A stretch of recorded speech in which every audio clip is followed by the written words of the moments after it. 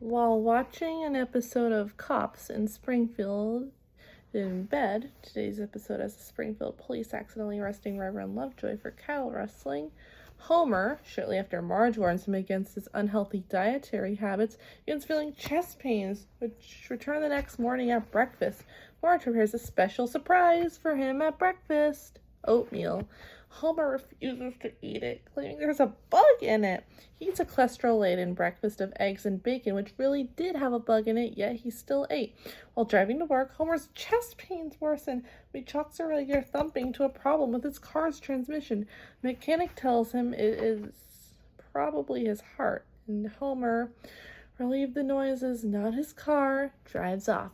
Work. Mr. Burns calls Homer to reprimand him for his poor work performance, taunting him with dismissal all the while. Homer's chest pains get worse, and when he's told that he's a terrible worker, he suffers a heart attack and collapses. When Smithers tells Burns that Homer is dead, Burns asks him to send a ham to his widow. At that moment, after hearing the word ham, Homer's soul returns to his body. He regains consciousness, and the ham is canceled. Back at home, Marge gets a phone call from the hospital, telling her Homer has suffered a mild heart attack. When she quickly leaves, a visiting Patty and Selma continue cutting coupons as though nothing is wrong. Later, Dr. Hibbert, after using radiology to analyze his bloodstream in a fat jiggle test, to which the former implied that his bloodstream admits its own radiation, and the latter forced Hibbert to cancel his 1 o'clock appointment due to it taking a very long time to stop, advises Marge that Homer needs a triple bypass. But Homer suffers another heart attack. He's told the price, $30,000, which is subsequently upped to $40,000. The Springfield nuclear power plant doesn't offer the health insurance, and the family has less than $100 in their savings account. Homer suffers a third heart attack at the health insurance office while signing up and is denied because of his poor health. Upon being revived in the hospital, Homer tells Dr. Hibbert that he had a wonderful dream that he was in a place filled with fire and brimstone, and a bunch of people in red pajamas jabbed him in the butt with pitchforks.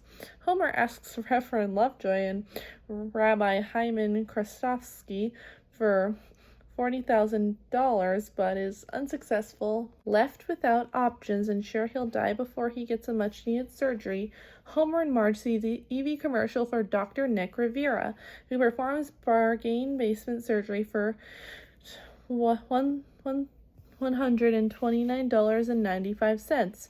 Despite Dr. Nick's obvious gross incompetence, thanks to not too subtle hints such as being called to the morgue when a PA system announcer tells Dr. Nick over the intercom that the coroner is waiting to see him, Dr. Nick sarcastically reacts, "The coroner?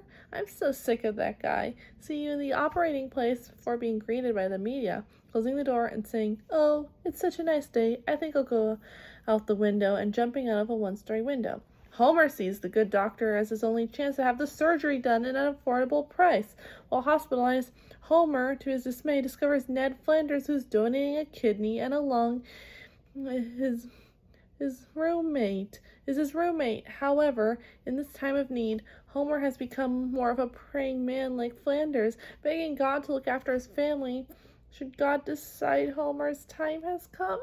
Homer is reprimanded by a nurse who reveals that the hospital has a policy against prayer. Just before the surgery, a nervous Dr. Nick tries to review the basic procedures of the surgery he is about to perform by renting an instructional video. But the most important part of the procedure is taped over with people who look like things. On the day of the surgery, Nick proceeds with the surgery, but quickly realizes he doesn't know what to do. Fortunately, Lisa, who has studied cardiology, is in the operating room and amphitheater and tells Dr. Nick that in order to begin the surgery, he must cut below the blockage, and Dr. Nick seems to take it from there. Amazingly, the surgery is a success. Homer makes a full recovery, and Dr. Nick walks off with a grin on his face, though his moment of glory is short-lived when he is confronted by Mr. McGregor, a previous patient of his who had an arm and leg swapped due to Dr. Nick lying about his experience.